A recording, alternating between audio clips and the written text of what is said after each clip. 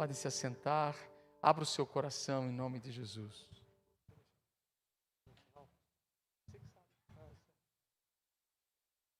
Tá bom. Boa noite. Deus abençoe a todos. Amém, queridos? Eu vou, antes de começar a compartilhar a palavra do Senhor, vou chamar a Renata aqui na frente. Ela vai estar testemunhando aquilo que Deus tem feito na vida dela, com relação a algumas questões aí. Domingo ela esteve ministrando aqui conosco. Por favor, Renata, em nome de Jesus. Amém? Glória a Deus. Eu queria te convidar, você que está em casa, ou você que está aqui já, você que está em casa que vai receber este vídeo, a estar separando as suas contribuições, suas ofertas, os seus dízimos, para nós estarmos ofertando ao Senhor neste momento. Renata.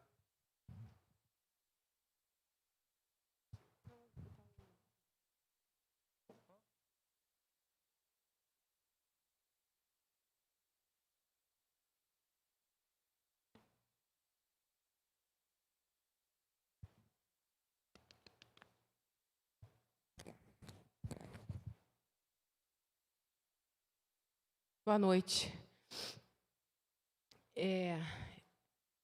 Compartilhar aqui brevemente, que o pastor avisa hoje, né, que é para a gente compartilhar hoje. Então, assim, a gente não prepara nada.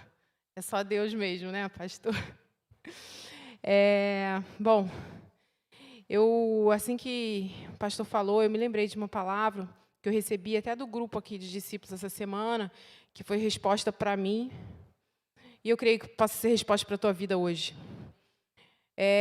Foi um devocional de ontem, que diz assim: o Senhor providenciará, ou o Senhor proverá. E essa passagem é linda, e mexe muito comigo, porque Abraão mexe muito comigo na Bíblia. Porque Abraão não foi qualquer um, né? Abraão, Deus, assim, tinha uma história com ele de intimidade, uma história diferente. Então, Abraão passou por provas de fé de outro nível, que pessoas não passaram. Porque Abraão não é à toa que ele é chamado pai da fé, né? E aí a passagem está em Gênesis 22, quando Deus pede a ele Isaac, é o único filho. Só que assim, foi o único filho que ele não podia ter e que Deus fez um milagre e deu a ele. Então, assim, naturalmente falando, né? Poxa, o único filho que Deus deu a ele como milagre, agora Deus está pedindo.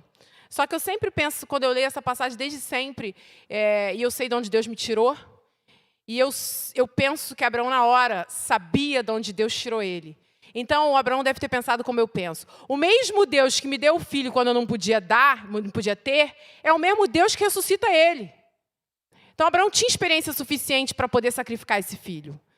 Então, nessa parte aqui de oferta e dízimo, sabe? Eu sei de onde Deus me tirou. Eu sei que eu não podia nem levantar de uma cama. Então, eu sei que Ele que provê. Então, sinceramente, tudo que o Senhor toca no meu coração de ofertar e de dar, eu nem penso. Eu faço. Porque, assim, Ele é dono de todas as coisas. Ele que me sustenta. Então, assim, para mim é uma honra, para mim é um prazer. E aí, essa semana, eu dei um testemunho aqui domingo, não sei quantos puderam ouvir, né? Que eu tinha ganho um processo, o dinheiro do cliente foi para a minha conta e a gente recebe percentual em cima disso, mas o cliente falou, não, vai viajar, volta, eu não quero receber agora, na volta a gente vê, e eu não gosto de ficar com dinheiro na minha conta sem dar o dízimo, porque entrou na minha conta, eu tenho que dar o dízimo, eu sou apressada nas coisas de Deus para dar o dízimo, porque eu acho que Deus é um Deus apressado com as coisas dele também, e a casa dele também, as coisas da casa de Deus, para mim, são urgentes. E aí eu falei, quer saber? Eu vou dar o dízimo de tudo. Porque ninguém decide quanto vão me pagar, eu fico com esse dinheiro, e a casa de Deus precisando, e eu não dou antes a primícia do Senhor, então eu vou dar de tudo. Mas isso é uma coisa minha com Deus. E aí eu fui e dei. E aí quando eu voltei a fazer reunião, falei com ele, olha, tal, ele falou assim, não, olha só, dessa ação que você ganhou, eu quero dividir meio a meio, porque você trabalhou muito. E do dinheiro que sobrou, já paga a ação que você está fazendo. Mas eu falei, mas nem terminou. Ele falou, não tem problema. Eu confio em você, quando terminar você me avisa. E isso, só abro aspas aqui, no momento aí que falam de pandemia, de crise, é aí que o Senhor trabalha, porque Ele não tem nem aí para a crise. Deus está acima da crise. Ele é o Deus dono do ouro e da prata. E eu creio que nesse momento, aí mesmo que ele faz milagre para mostrar que ele é Deus. E ele independe das estações, ele independe do governo, ele independe da economia. Ele é um Deus de milagre. Foi como a gente cantou aqui. Nada é impossível para ele. Quando é impossível, é aí que ele faz. Porque quando for possível, você faz. Então, quando é impossível, é aí mesmo que ele age. E assim foi. Então, profeticamente, eu dei o dízimo, profeticamente. Porque, na verdade, acabou sendo realmente o dízimo. Então, assim, eu acho que quando a gente quer viver coisas extraordinárias em Deus, como Abraão, a gente também tem que ser extraordinário em Deus.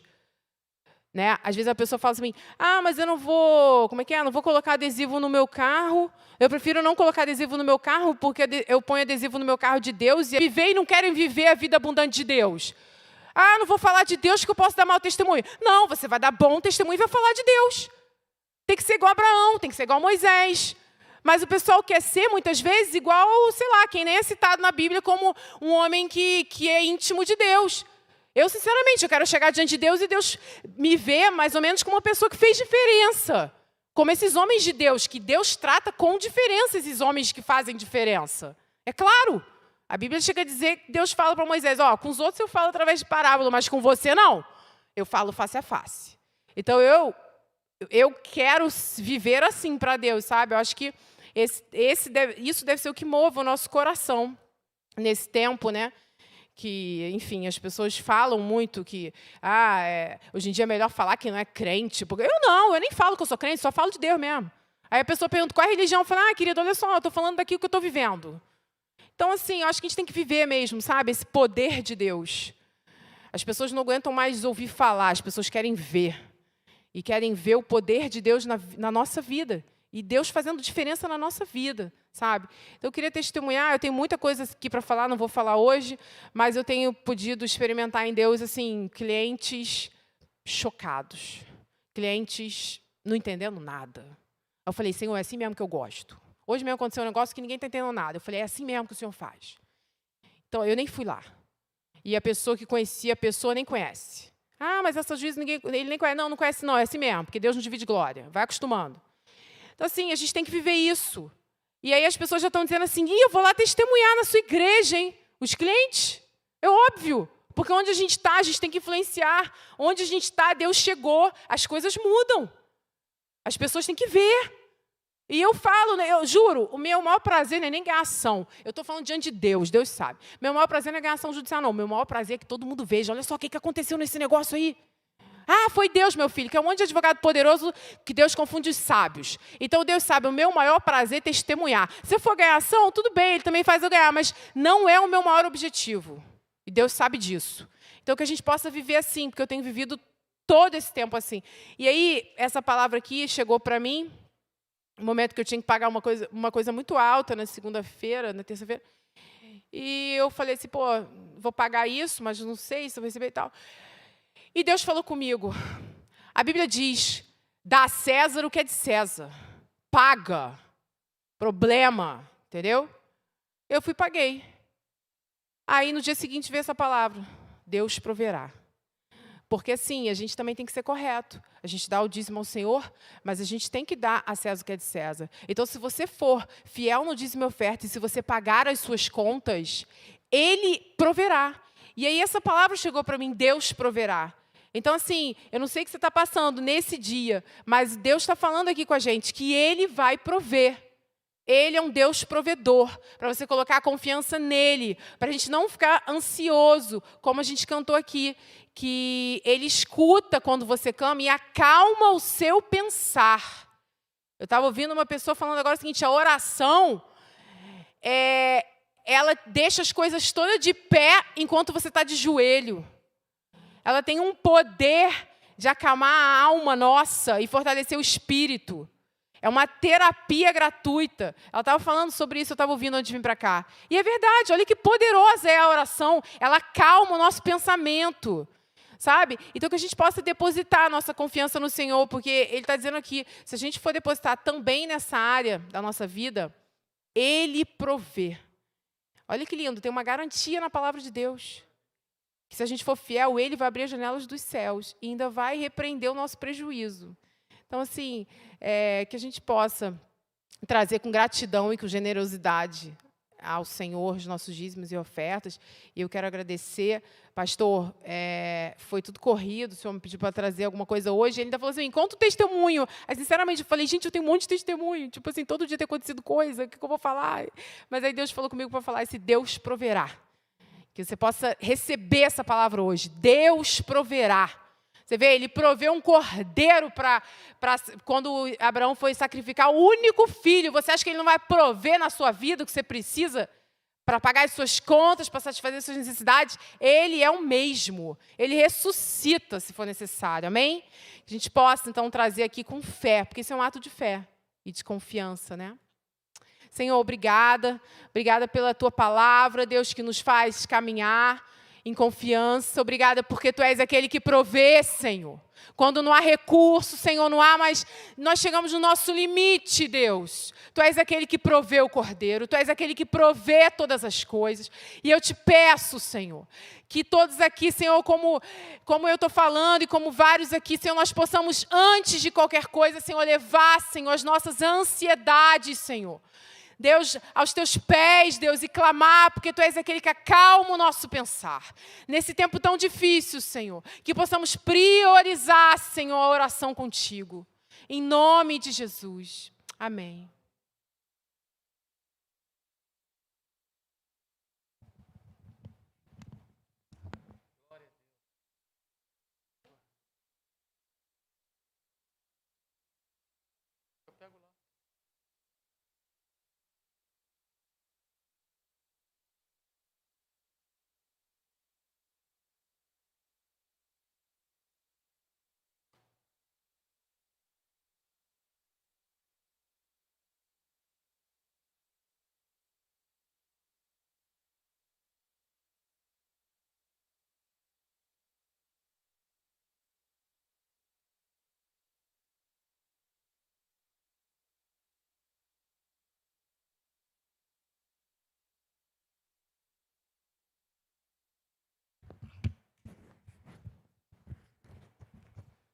Bem, vamos lá. Boa noite a todos. Deus abençoe os irmãos. Amém. Deus tem falado conosco muito nesses dias. E a gente pode repetir um texto que está em Hebreus, que diz assim, antigamente o Senhor falava aos nossos pais através dos profetas, mas nesses dias o Senhor tem falado conosco através do seu Filho. E temos ouvido isso, o Senhor tem falado muito conosco através da sua palavra, do seu Espírito, e hoje foi-me dado uma incumbência, um desafio muito grande, depois de 18 aulas, não é isso? Eu tentar resumir aí sobre as 7 igrejas, para mim é um desafio, depois de 18 aulas ministradas por Paulo Henrique, professor Paulo Henrique, professor André. Para mim é um grande desafio, mas a gente vai tentar falar um pouquinho de acordo com aquilo que Deus tem para nós. E eu queria começar orando, agradecendo a Deus por estarmos aqui nessa noite, amém? Senhor, nós te agradecemos por estarmos aqui reunidos como igreja. Que o Senhor venha falar conosco hoje, Senhor, que o Senhor venha ministrar ao nosso coração. Falar, Senhor, de forma direta e de forma em que possamos entender a Tua palavra.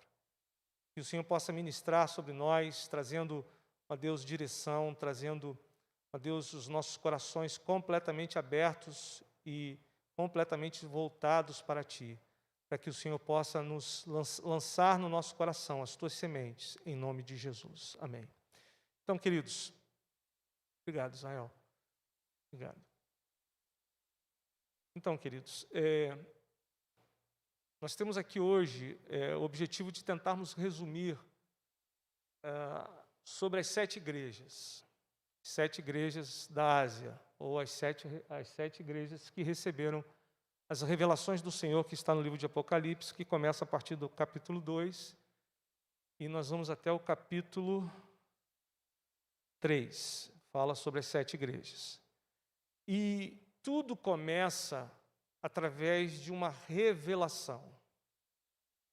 É importante nós entendermos isso, porque essas cartas que foram escritas para a igreja, para as 7 igrejas, elas não foram escritas de uma forma em que João estava ali na ilha de Patmos e ele achou melhor começar a escrever. Não foi isso, mas foi através de uma revelação de Deus, e muito mais do que uma revelação.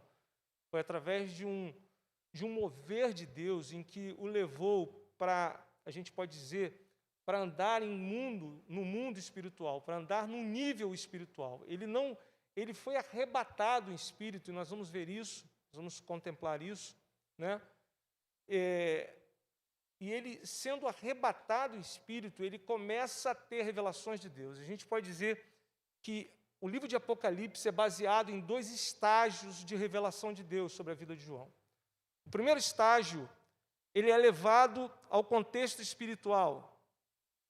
Parece que a sensação que nós temos é que hoje, como nós estamos aqui, você consegue olhar para a pessoa que está próxima de você, mas é como se você, de repente, saísse daqui, mas não o seu corpo, mas de uma forma espiritual você fosse levado ao contexto espiritual e você começasse a ver coisas que são completamente diferentes do que você está vendo aqui.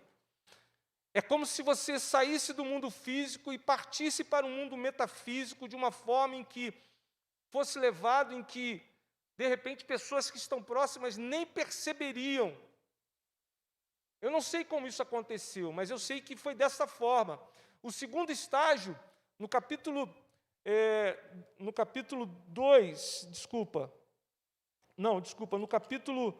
4, depois dele ter as revelações das 7 igrejas, aquilo que ele escreveu para as 7 igrejas, o Senhor disse, escreve. O segundo estágio, ele já não está mais nessa questão que estamos falando, mas ele vê uma porta aberta e ele é levado para dentro desta porta.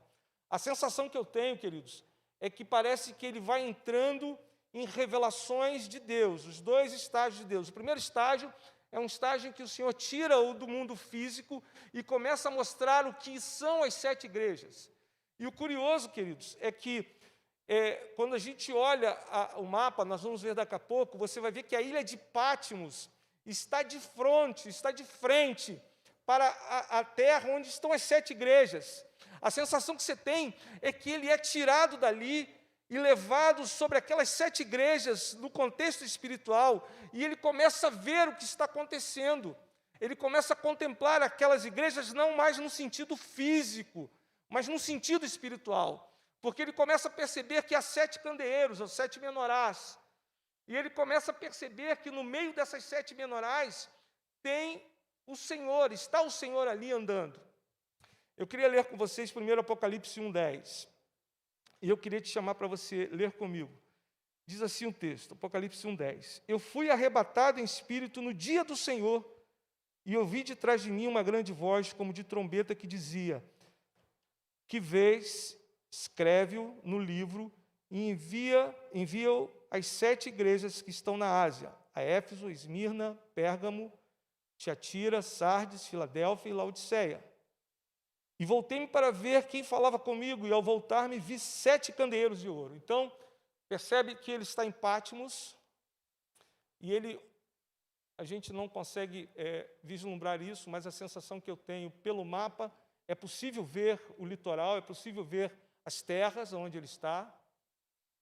E o curioso de tudo isso, irmãos, é que ele é levado nesse mover de Deus, e ele é tirado dali, e ele começa a ver realmente como são ou como é a igreja de Cristo. Sabe, nós temos uma visão muito delimitada, melhor dizendo, muito limitada, muito delimitada, muito pequena a nossa visão, muito obtusa. Nós olhamos aqui hoje, nós vemos isso aqui que estamos vendo. A igreja, a estrutura física, as cadeiras, os irmãos. Mas se Deus hoje nos levasse, no sentido espiritual, a vermos o que realmente está sobre esta igreja, nós provavelmente teríamos surpresas tremendamente grandes diante do Senhor. Você entende o que eu estou falando? E é isso que Deus quer fazer conosco. Deus quer nos levar a não olharmos a igreja, e nós vamos falar hoje sobre o corpo de Cristo também, que é muito importante a gente falar sobre isso. A gente olhar a igreja não no sentido físico, mas nós começamos a olhar naquilo que o Senhor realmente quer que vejamos. Porque por cima de tudo isso, por trás de tudo isso, e no mundo espiritual, há algo acontecendo agora nesse lugar. Há um mover de Deus acontecendo que a gente pode não estar percebendo, mas Deus está movendo sobre este lugar. Sobre as igrejas que estavam ali na Ásia, o Senhor estava andando no meio delas. Isso nos mostra, já foi dito aqui nos estudos, que o Senhor caminha no meio da sua igreja. Amém, queridos? E detalhe, ele caminha com olhos de quê? Olhos de fogo. O caminhar dele não é um caminhar de qualquer jeito, mas é um caminhar que ele está contemplando e olhando tudo o que está acontecendo na sua igreja. Ele caminha olhando, e detalhe, os olhos de fogo simbolizam aquilo que é impossível, já foi dito aqui nas outras aulas, aquilo que é impossível esconder. Os olhos de fogo, eles nos sondam, ele vai profundamente dentro daquilo que está acontecendo de uma realidade. E o grande detalhe disso tudo é que João vê Jesus aonde? No meio de quê? Das suas 7 igrejas, dos 7 candeeiros. Deus está no centro. Nós precisamos entender que ele tem que ser o centro da igreja. Ele é o objetivo central de nós, como igreja. Vamos passar aí mais um slide, por favor. Então, no primeiro momento, nós vemos João sendo levado a um lugar, ou melhor dizendo, a um momento que ele denomina como Dia do Senhor. Olha que coisa muito tremenda isso. Ele é levado a um lugar, mas na realidade não é um lugar, é um momento que ele diz, o Dia do Senhor. É o Dia do Senhor, o dia que o Senhor preparou e começa a revelar as coisas a ele. Notem que ele é levado em espírito, não é um lugar físico, já falamos sobre isso, mas é metafísico. Importante frisarmos isso, porque ao mesmo tempo em que ele está em Patmos, o seu espírito é levado na condição fora do contexto físico, ou seja, ele está ali, mas o seu espírito está fora, está contemplando tudo aquilo que está acontecendo. Vamos andar mais um, por favor, mais um. E aqui, queridos, o objetivo nosso não é criar uma ideia de espiritualizar ou criar um ambiente místico no que estamos falando, mas o objetivo, e nós que estamos estudando o livro de Apocalipse, nós precisamos entender que há um mundo espiritual e que esse mundo é real, tão real quanto nós estamos aqui, e este mundo ele é vislumbrado ou visualizado de forma diferente como vemos tudo que está aqui. É completamente diferente. E nós vamos ver isso muito claramente, porque a Bíblia nos fala isso em todo o tempo. Nós temos em Efésios, no capítulo 2, no verso 6, e eu queria te convidar para você abrir comigo, que diz o texto o seguinte, Efésios 2,6. É escrito também à igreja de Éfeso, né? Efésios 2,6. Diz assim o texto, olha. E nos ressuscitou juntamente com ele, e nos fez, você está com sua Bíblia aberta? Podemos ler juntos? E nos fez assentar nas regiões celestiais em Cristo Jesus. Ou seja, nós temos isso na Bíblia em todo o tempo. Temos em Efésios 2,6, temos também Paulo falando também em Efésios, no capítulo 6, no verso 12, a nossa guerra não é contra carne nem contra o sangue, mas contra principados, contra coisas espirituais. Nós temos também no livro de 2 Reis, quando Eliseu estava ali com o seu jovem e cercado pelo exército da Síria, os sírios estavam ali em volta dele, e o garoto, o jovem, acorda bem cedo e vê aquele exército, ele fica completamente transtornado, e ele vai até o seu senhor ali, o profeta Eliseu, e Eliseu diz, olha, nada disso, acalma o teu coração. E ele diz às Escrituras que Eliseu faz uma oração e pede para que o Senhor abra os olhos daquele jovem. O que acontece? Existe um exército de Deus sobre a vida de Eliseu e sobre a vida daquele jovem. Então, hoje nós estamos aqui falando, queridos, mas tudo isso que nós estamos vendo aqui no contexto espiritual é completamente diferente. Completamente diferente. Não sabemos muitas das vezes o que está acontecendo, mas há um mover de Deus que vem acontecendo já há 18 aulas aqui.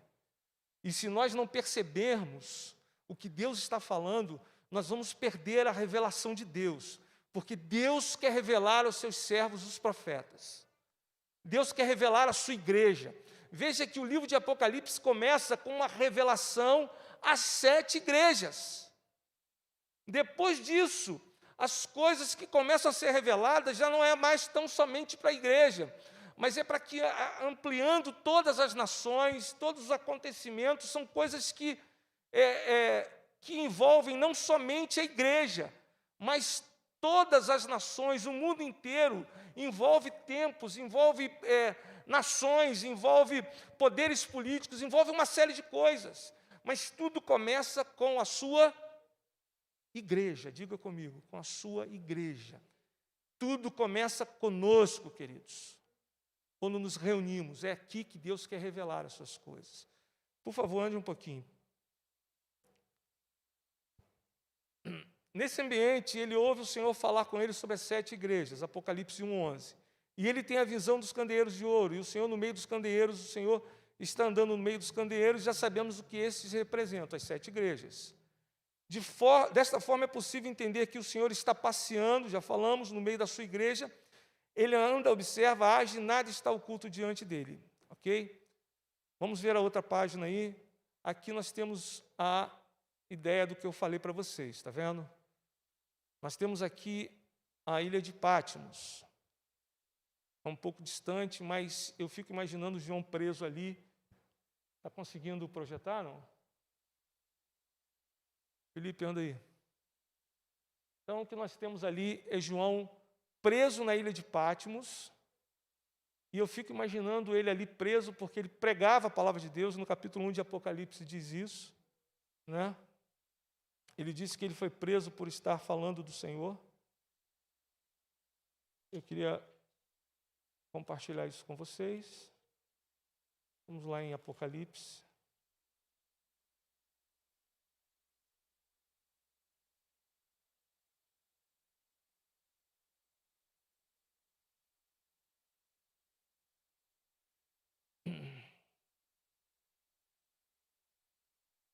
Diz assim, capítulo 1, revelação de Jesus Cristo que Deus lhe deu para mostrar aos seus servos as coisas que em brevemente deveriam acontecer. Ele as enviou o seu anjo e notificou ao seu servo João, ao qual testificou da palavra de Deus, do testemunho de Jesus Cristo e de tudo que viu. Bem-aventurado aquele que lê, e bem-aventurados os que ouvem as palavras da profecia e guardam as coisas que nela estão escritas.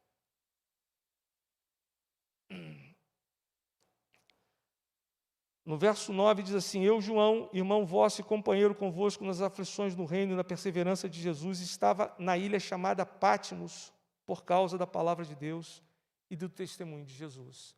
Então você percebe que ele estava ali porque ele estava pregando a palavra de Deus e era porque ele testemunhava ao Senhor. Então a ideia que nós temos aqui é que ele está ali, imagina ele olhando para as 7 igrejas e de repente Deus tira ele daquele momento e começa a fazê-lo ver como realmente é a visão daquilo que o Senhor tinha sobre as 7 igrejas. E eu acho legal que, eu acho que foi Paulo, o André também falou, os dois, não é a igreja de Éfeso, mas ele relaciona como a igreja de Éfeso, mas são as igrejas. E a gente tem a ideia disso, cada vez que ele finaliza a sua carta, ele diz, aquele que tem ouvidos, ouça o que o Espírito diz às igrejas. É uma coisa de pluralidade, é uma coisa de multiplicação, ou seja, ele está falando até hoje. Então, o que nós temos aqui, veja, a viagem que seria em torno dessas 7 igrejas, hoje, se a gente fosse medir hoje uma viagem, seria em torno de 484 quilômetros, entre uma igreja e outra, que daria uma média de 69 quilômetros entre uma igreja e outra. Uma média, isso nos dias de hoje. Então a gente percebe que elas não estão muito longe uma da outra, estão bem próximas. Não são igrejas distantes, mas são igrejas próximas, estão bem próximas. Então, dentro desse contexto, eu estava hoje conversando com o André falou assim, mas 484 quilômetros é muita coisa para andar a pé ou de cavalo, realmente é. Né? Naquele tempo devia ser algo muito difícil, mas no contexto de hoje é algo muito fácil. A gente anda aí 500 quilômetros, acho que 6 horas, 7 horas, eu acho que até menos, dependente de quem tem pé pesado aí, que tem carro bom, né, Jorez? Anda até em menos tempo. Mas quem é motorista aí sabe o que eu estou falando. Mas a gente percebe que elas estavam próximas, né? Não estavam distantes. Anda para mim, por favor, mais um pouquinho.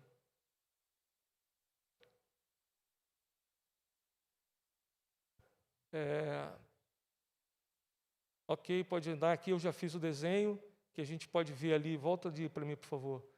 As 7 igrejas, o desenho delas. Eu ia falar até uma coisa hoje sobre algumas questões também da questão da palavra hebraica, da letra hebraica, Gimel, mas eu não vou falar hoje, outro momento a gente fala. Mas aqui nós temos o desenho e Cristo centralizado nelas, ok? Em uma melhor visualização, anda para mim, por favor.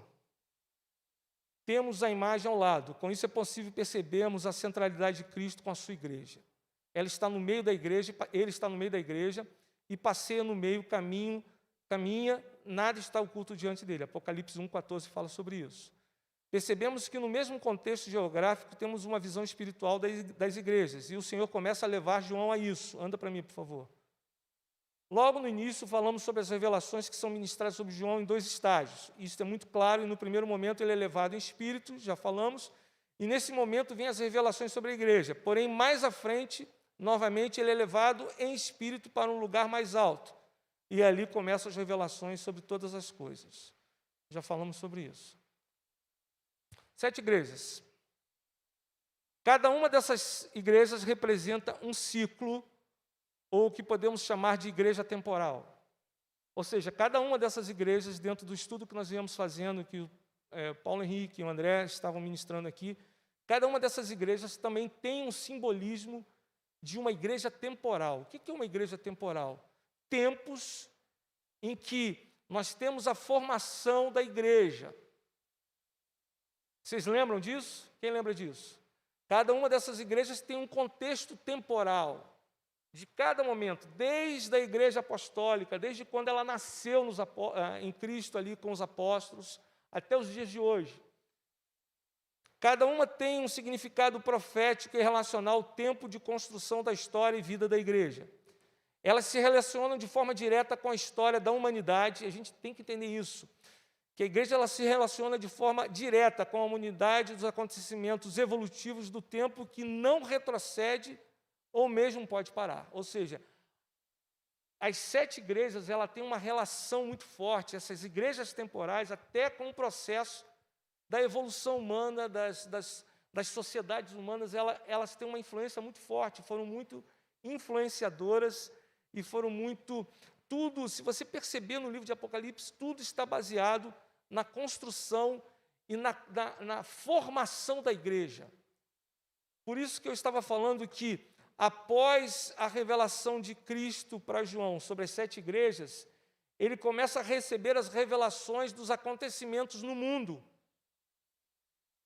Porque isso é muito claro, a igreja ela é o contexto de uma relação muito profunda de Deus com toda a humanidade. Amém, queridos? Você crê nisso? A igreja está dentro de um contexto de relação de Deus com toda a humanidade. Então, tudo participa e tudo é envolvido diretamente nessa formação da igreja. Vamos ver mais embaixo. Baseado nisso, percebemos que Cristo vem formando a sua igreja desde os tempos apostólicos. Quando olhamos para os reinos que são apresentados através do sonho de Nabucodonosor, Daniel capítulo 2, vamos ler lá, Daniel capítulo 2. Profeta Daniel capítulo 2.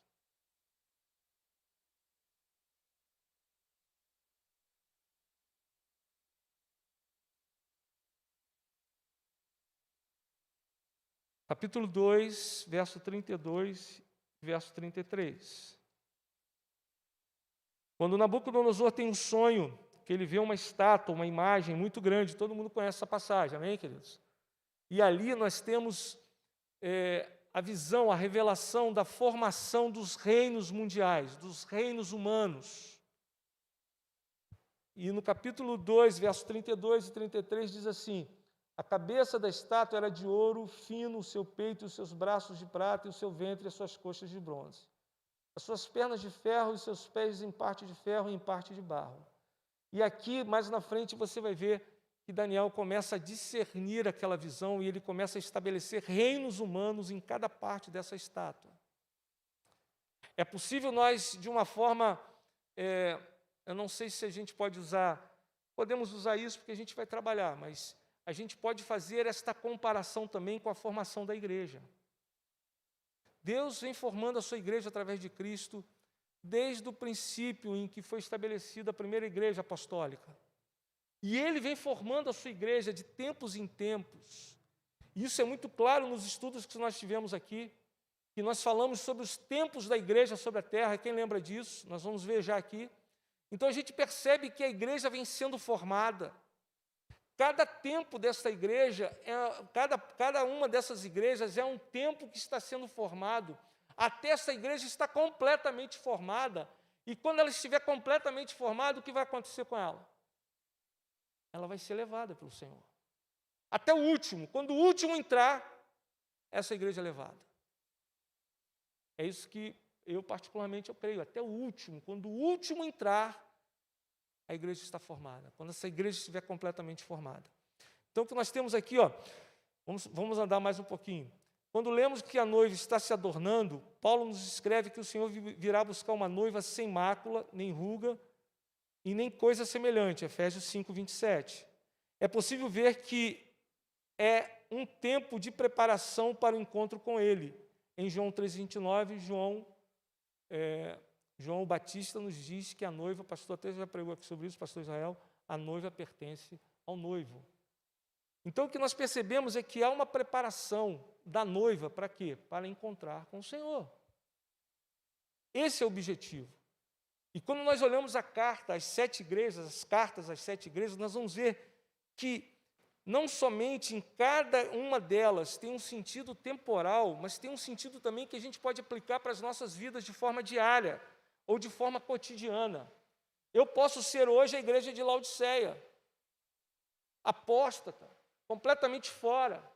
Mas eu também posso ser a igreja de Éfeso, a igreja que estava ali, provando as coisas de Deus, mas de repente perdi o primeiro amor.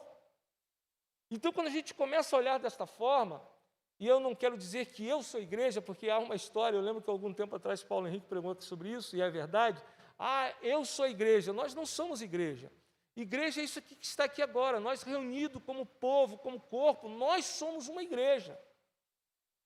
Amém, queridos? Por isso que ele disse que onde estiverem 2 ou 3, outros textos dizem 2 ou mais, ele estaria presente. Isso não quer dizer que você, na sua intimidade com o Senhor, ele não vai estar presente. Vai, porque ele também prometeu que quando nós buscarmos a ele, nós devemos entrar no nosso quarto, em segredo, orar o Senhor, buscar a ele, porque em segredo, nós buscando a ele, ele em público nos recompensará, diz a palavra. Então nós temos que crer nisso. Mas igreja somos nós juntos, ok? Então lá no livro de Efésios diz isso, que ele vem buscar uma igreja sem mancha, sem mácula. No livro de Apocalipse, no capítulo 19, eu queria ler com vocês, no verso 6 e no verso 8. Por que eu estou falando isso? A gente está fazendo uma contextualização do que foi dito aqui sobre as 7 igrejas, os estudos que nós fizemos. Apocalipse 19, versos 6 a 8, diz assim, olha, também ouvi uma voz, se você puder abrir comigo a sua Bíblia, nós vamos ver juntos. Também ouvi uma voz como a de uma grande multidão, como a voz de muitas águas, como a voz de fortes trovões que dizia, aleluia, pois já reina o Senhor, nosso Deus, o Todo-Poderoso. Regozijemo-nos e exultemos e demos-lhes a glória, pois são chegadas, você está lendo comigo, o quê? As bodas do Cordeiro, e já a sua noiva se aprontou. Foi-lhe dado que se vestisse de linho fino, resplandecente e puro. O linho fino são os atos de justiça dos santos. Ou seja, essa igreja está sendo formada. É uma igreja que está sendo preparada para encontrar com o Senhor, porque haverá bodas. E não é a igreja de Esmirna, não é a igreja de Éfeso, não é a igreja de Sardes, não é nenhuma das 7 igrejas, é a igreja de Cristo, que vem sendo formada e trabalhada. Isso é tão claro para nós que a gente começa a entender algumas coisas. Aqui nós temos um mapa, um gráfico, que foi até o André que fez, eu achei muito legal isso, que fala sobre os tempos das igrejas, ou o tempo dessas igrejas, de forma temporal. A igreja de Éfeso representa a igreja apostólica. Ela está entre o período ali de 30 até, passa um pouco, né? Desculpa, de 30 até 100, 110, ali depois de Cristo. Mas se você percebe, eu acho muito legal isso aqui, que até hoje o André estava me mostrando, é verdade. Que as cores, elas começam a se juntar, você está vendo isso? Ou seja, uma está entrando dentro da outra. É como se estivesse sendo feita uma mudança de tempo, uma mudança de época. Vocês entendem o que eu estou falando? Então, elas se envolvem, elas estão dentro desses períodos. Esmirna representa a igreja perseguida, a igreja dos mártires. A igreja que foi perseguida, a igreja lá de trás, logo no princípio, que era perseguida, está entre aí o período de 100 e 312 depois de Cristo. Depois nós temos a igreja de Pérgamo, que representa a igreja que se uniu ao Estado. Eu acho que esse estudo aqui, quem trouxe, se eu não me engano, foi você, Paulo, que trouxe? Ou foi André? Nem lembra mais, né? Mas a igreja que se une ao Estado, que faz do Estado o seu companheiro, o seu parceiro, porque ela percebe que não dá para bater de frente com o Estado. Ela não quer bater de frente com o Estado, melhor dizendo. Ela não quer se posicionar, então ela começa a deixar o Estado a tomar conta do seu governo, das suas coisas. A igreja de Tiatira representa a igreja da Idade Média, corrupta e idólatra. A igreja que a gente pode dizer, a igreja que eu acho que eu posso falar aqui, é a igreja do catolicismo, onde começa a nascer a igreja romana, onde começa a começar toda essa estrutura. Depois nós temos a igreja de Sardes, que representa a igreja. Isso aqui depois vai ser distribuído para vocês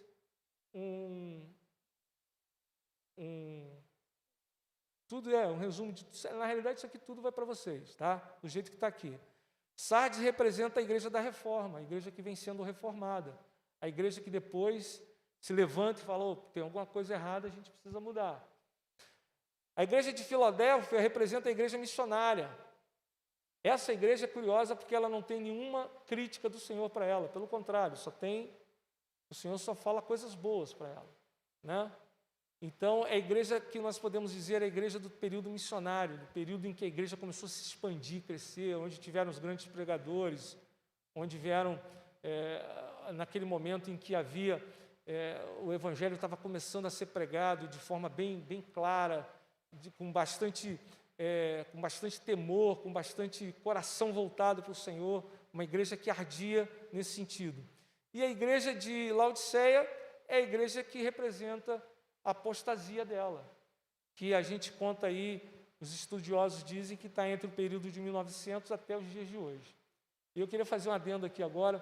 Muitas das vezes a gente fala assim, a igreja tal é a igreja que parece a igreja de Laodiceia, mas aí para a gente, nós somos a igreja de Filadélfia, a gente sempre tem essa questão, né? Não, aquela igreja lá é a igreja de Laodiceia, mas se nós olharmos esses 7 tempos de igreja, ou essas 7 igrejas, ou essas 7 características, ou esses 7 momentos que elas viveram, que elas puderam provar daquilo que o Senhor estava falando delas, o Senhor pode estar falando para mim hoje, para você. Amém? Você que vai nos ouvir ainda na frente, o Senhor pode estar falando isso para você, para mim, para nós. Quem sabe nós estamos aí com uma igreja de Pérgamo, uma igreja que está meio vivendo politicamente correto, está tudo certo, vamos lá e vamos, né? Dando o nosso jeito. Vamos andar mais um pouquinho. Podemos entender que existe uma construção, formação da igreja através do Espírito de Deus desde o tempo apostólico. Então podemos descrever um corpo temporal. Eu queria agora falar um pouco com vocês sobre isso. Então a gente pode descrever que há um corpo temporal, um corpo de Cristo temporal, um corpo mundial.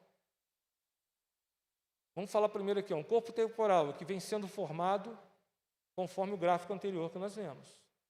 Um corpo mundial. O que é um corpo mundial? Que é a parte que fazemos dentro desse contexto. Por exemplo, o Brasil é uma parte desse corpo.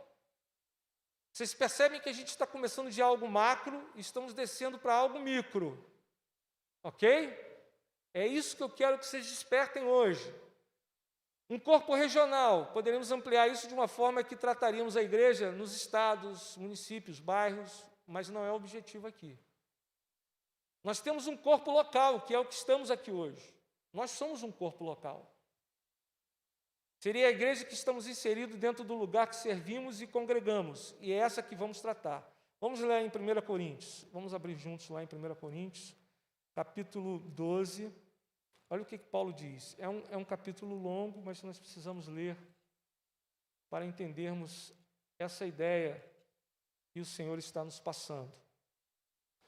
1 Coríntios capítulo 12, verso 12 ao 27, diz assim: assim como o corpo é um, ele está escrevendo para qual igreja isso? A igreja de Corinto, ok? Está escrevendo diretamente para a igreja de Corinto. Assim como o corpo é um e tem muitos membros, e todos os membros, sendo muitos, formam um só corpo, assim é Cristo também. Todos acharam? Pois todos nós somos batizados em um só Espírito, formando um só corpo, quer judeus, quer gregos, quer servos, quer livres, e a todos nós foi dado beber de um só Espírito. Ora, o corpo não é um só membro, mas muitos. Se o pé disser, por que não sou mão, não sou do corpo, não será por isso do corpo? E se a orelha disser, por que não sou olho, não sou do corpo, não será por isso do corpo? E se todo o corpo fosse olho, onde estaria o ouvido? Se fosse todo ouvido, onde estaria o olfato? Mas Deus colocou os membros no corpo, cada um deles como quis. E se todos fossem um só membro, onde estaria o corpo? Pois há muitos membros, mas um só corpo. O olho não pode dizer à mão, não tem necessidade de ti, nem ainda a cabeça aos pés, não tem necessidade de vós. Antes, os membros do corpo, que parecem ser mais fracos, são necessários. E o que nos parecem menos honrosos no corpo, a esses honramos muito mais. E aos que em nós são menos decorosos, damos muito mais honra, porque os que em nós são mais nobres não têm necessidade disso. Mas Deus assim formou o corpo, dando muito mais honra aos que tinham falta dela, para que não haja divisão no corpo, mas antes tenham os membros igual cuidado uns dos outros, de maneira que se um membro padece, todos os membros padecem com ele. E se um membro é honrado, todos os membros se regozijam com ele. Ora, vós sois o corpo de Cristo, individualmente membros desse corpo. Então nós temos isso aqui, Paulo escrevendo à igreja de Corinto de uma forma muito clara. E quando nós pegamos isso e aplicamos no que estamos falando aqui, há um corpo, há uma igreja sendo formada desde os princípios do movimento apostólico, do nascimento da igreja. E essa igreja vem sendo formada desde então. Essa igreja vem sendo formada desde então. Então nós fazemos hoje nós, como igreja mundial, não a igreja mundial do apóstolo, como é que é o nome dele? Valdomiro, não a igreja mundial do apóstolo Valdomiro. Mas nós, como igreja mundial hoje, o nosso tempo de hoje, o nosso momento temporal, também, um beijo para o Valdomiro, um beijo para o Bispo Macedo. Mas nós, como igreja hoje, nós fazemos parte, a igreja na face da terra, nós fazemos parte deste corpo temporal. Vocês entendem o que eu estou falando? Nós fazemos parte desse corpo temporal que está sendo formado. E no contexto, a gente for olhar para a estátua de Nabucodonosor, eu não sei, mas se nós formos seguirmos a mesma ideia, a igreja dos últimos dias vai ser a igreja que vai simbolizar os pés deste grande corpo, os pés da noiva. Vocês entendem o que eu estou falando? Posso estar viajando um pouco, mas é aquilo que o Senhor tem colocado no meu coração. E como igreja dos últimos dias, se realmente nós fazemos parte desse corpo como os pés, nós temos um diferencial. E a Bíblia nos fala que não é um melhor do que o outro, mas todos fazem parte do mesmo contexto. Mas quando nós agora tiramos a visão temporal da igreja, e nós começamos a olhar para um corpo mundial, o Brasil faz parte de um corpo mundial que está também formado nesses dias. Vocês entendem o que eu estou falando? Eu não sei qual é a parte que o Brasil faz, mas ele é uma parte desse corpo, e Paulo está muito claro dizendo isso. Quando nós trazemos isso para uma questão regional, nós aqui como igreja, a Igreja Videira, ela tem uma parte muito importante neste corpo, no sentido regional. Está difícil de entender ou está fácil? E eu e você, como igreja local, nós fazemos parte desse corpo. Então nós precisamos entender que começa de uma forma macro e vem reduzindo para uma forma micro. A ideia de igreja, a ideia de construção de igreja, é exatamente o que o apóstolo Paulo diz. Ele está escrevendo aos Coríntios, aos Coríntios, a igreja de Corinto. Ele está escrevendo para eles e dizendo: olha, vocês fazem parte deste corpo, mas cada um de vocês tem uma parte de forma individual neste corpo local. Mas o cabeça deste corpo é Cristo, Ele é o cabeça, Ele é o Senhor, é Ele que está no controle, é Ele que articula todas as coisas. Este corpo não funciona sem que Ele não seja o cabeça.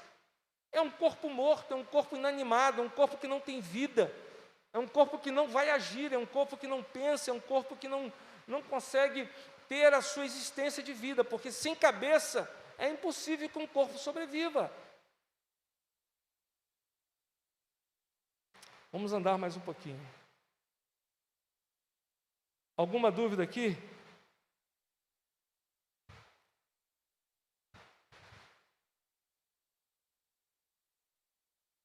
Éfeso representa a igreja apostólica, já falamos sobre isso.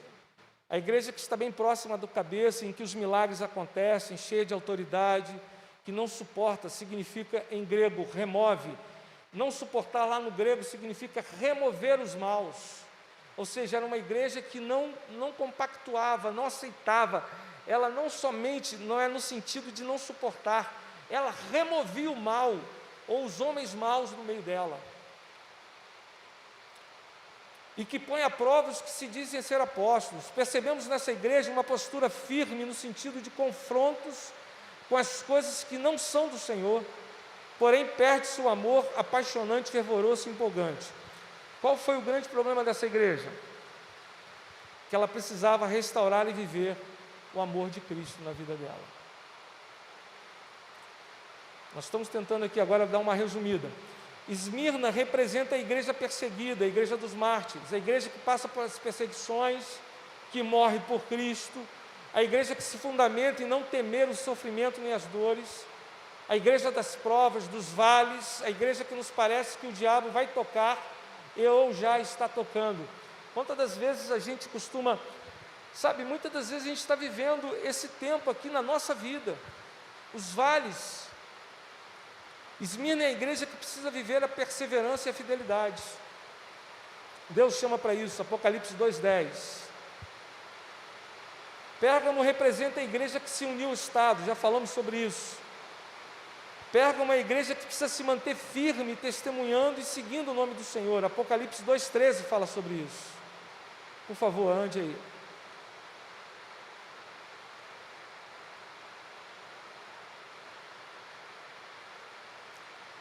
Tiatira representa a igreja média, da Idade Média, corrupta, idólatra, já falamos sobre isso. Tiatira é a igreja que é chamada para a santificação e viver a pureza. Sardes representa a igreja da reforma, ou a igreja reformada. Sardes é a igreja que é chamada para servir o Senhor com integridade e de forma a ser aprovada. Estou correndo aqui para dar tempo para a gente. Filadélfia representa a igreja missionária. A Filadélfia é a igreja que guarda a palavra de Deus. Quando nós olhamos para a igreja de Filadélfia, ela é a igreja que guardava a palavra de Deus. E Laodiceia é a igreja que precisa de uma mudança, precisa de um retorno. A igreja que é chamada para zelar e entrar em comunhão com o Senhor. É a igreja que a gente pode dizer, a igreja que vive o tempo da apostasia.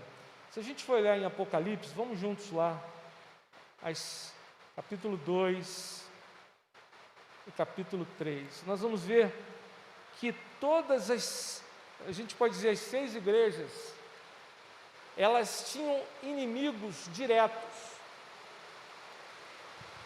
Umas era a questão das doutrinas dos nicolaítas, a doutrina de Balaão, outras era Jezabel. Elas tinham inimigos diretos que as confrontavam. Elas eram perseguidas por inimigos diretos. Então elas estavam dentro de um contexto de uma perseguição ou de um ataque direto. A igreja de Laodiceia é a única igreja que não tem nada exterior que a confronte. Nada. Você não tem um inimigo exterior confrontando ela. Você não tem uma palavra sequer. Vocês estão conseguindo ouvir, não? Não tem uma palavra sequer dentro das Escrituras que nos aponte algo que vem pressionando ela. Mas a igreja de Laodiceia, ela tinha um inimigo, brincando um pouco aqui, muito sério, que era o seu inimigo íntimo. Era ela própria, presta atenção, ela mesmo. E a gente pode dizer que a ferramenta que estava sendo usada contra ela era apostasia. Jesus falou o quê? Que nos últimos dias muitos se apostatariam da fé. A igreja de Laodiceia é a igreja que, como Paulo falou semana passada, a igreja que não está nem aí, a igreja que é indiferente, a igreja que não está preocupada com as coisas de Deus, ou que não está preocupada em servir realmente a Deus. É uma igreja que, se vai para cá, vai, se vai para lá, vai para lá. É uma igreja em que não havia inimigo que a confrontasse, ela mesma já estava envolvida nas suas próprias concupiscências. Isso é tão claro, queridos, que isso nos assusta, porque nós muitas das vezes podemos estar vivendo isso e não estamos percebendo. Nós de forma individual. Isso é tão claro, eu queria ver com vocês. Abra comigo em Apocalipse no capítulo 3.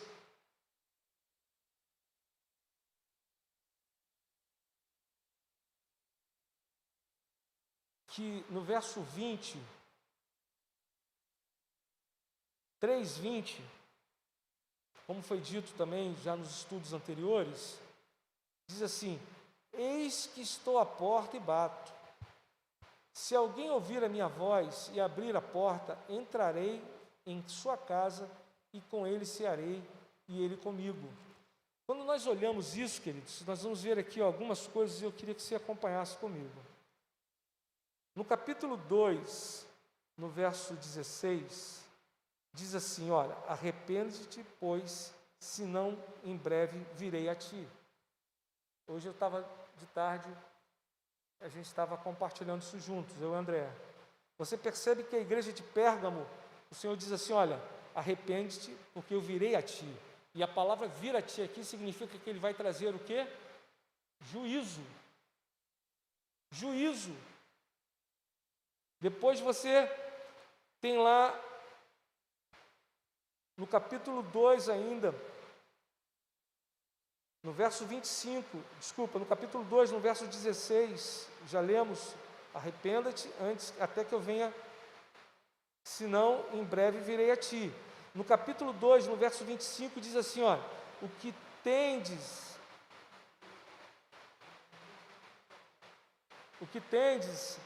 retende até que eu venha. Ou seja, olha, eu estou chegando, até que eu venha, calma. Depois, no capítulo 3, no verso 3, ele de novo diz, a igreja de Sardes: olha o que diz o texto: lembra-te, pois, do que recebeste e ouviste, guarda-o, arrepende-te, mas se não vigiares, virei sobre ti como um ladrão, e não saberás a que hora sobre ti virei. Novamente ele está dizendo: vou trazer juízo. Quando chega na igreja de Laodiceia, ele já não está mais dizendo, olha, eu estou chegando, mas ele está dizendo que, estou na porta, estou mais próximo do que nunca, estou tão próximo que eu estou batendo a sua porta. Isso me lembra no livro de Cantares, no capítulo 5, e eu queria finalizar com esse texto. Livro de Cantares, o pastor Israel falou aqui sobre isso, acho que domingo. Diz assim, livro de Cantares, capítulo 5, no verso 3, diz assim, já despi a minha túnica, hei de vesti-la outra vez, já lavei os pés, tornarei a sujá-los. O meu amado meteu a mão por uma fresta e o meu coração se comoveu por amor dele. Levantei-me para abrir ao meu amado, as minhas mãos destilavam mirra e os meus dedos mirra preciosa sobre a maçaneta do ferrolho. Algumas coisas eu queria nesta noite compartilhar com vocês nesse texto. Primeiro, ele está batendo na porta. Segundo, só é possível nós abrirmos essa porta se o Espírito de Deus vier sobre nós. Ninguém consegue abrir essa porta pela sua própria força. Por isso que a palavra do Senhor diz que antes de nós irmos a Ele, Ele veio até nós. Veja que a noiva diz que as mãos dela estão destilando óleo. Isso demonstra, aponta profeticamente para a presença do Espírito de Deus. Essa batida na porta, como já foi dito, nós sabemos disso, não é para quem está lá fora, queridos, mas é para nós como igreja. E de uma forma resumida, nós precisamos entender que os dias que estamos vivendo, nesses momentos, pode ser um momento de que o Senhor está batendo a porta do meu coração e do teu coração. E eu queria nesta hora orar ao Senhor, para que a gente consiga, sabe, queridos, se nós estamos vivendo um tempo de apostasia, de grandes perdas nesses dias, eu queria pedir ao Senhor que realmente viesse me encher e nos encher, para que a gente venha ter poder ouvir a batida do Senhor na nossa porta do coração. Se nós estamos vivendo um tempo de igreja como Éfeso, glória a Deus, como Éfeso, a igreja que viveu tempo direto dali na presença do Senhor, a igreja mais nova, vamos dizer assim, uma igreja que estava muito próxima do Senhor, mas eu quero restaurar esse amor de Deus na minha vida, nós precisamos disso. Eu queria orar ao Senhor nesta hora, para que não importa se nós estamos vivendo perseguições, hoje pode ser uma perseguição velada, amanhã poderá ser uma perseguição maior. Se nós estamos vivendo momentos em que o Estado ou os governos querem se apoderar daquilo que é de Deus, nós precisamos nos posicionar, estarmos firmes diante dEle, do Senhor. E eu queria orar neste momento. Senhor, nós te agradecemos pela Tua presença, Senhor. Eu quero te agradecer, Senhor, porque sabemos o nosso lugar e a nossa posição como igreja, e nos ensina a vivermos este momento de como corpo. Ensina os meus irmãos que aqui estão, os que vão ouvir essa mensagem, essa palavra posteriormente, nos ensina a nos colocarmos no lugar que realmente o Senhor tem para nós, no nosso corpo local, na nossa igreja local. Nos ensina, Senhor, a vivermos, ó Deus, como partes deste corpo e sabermos o que precisamos fazer ou viver dentro da nossa igreja local. Nos ensina, Senhor, para que possamos nos colocar nas nossas orações, colocar diante do Senhor qual é a forma, qual é a posição que nós, como igreja, precisamos viver nesses dias sobre este mundo, sobre esta terra, Senhor. Nos ensina isso, Senhor, para que possamos ter uma posição daquilo e da forma que o Senhor quer para nós. Nós te agradecemos nesta noite, Senhor, em nome de Jesus.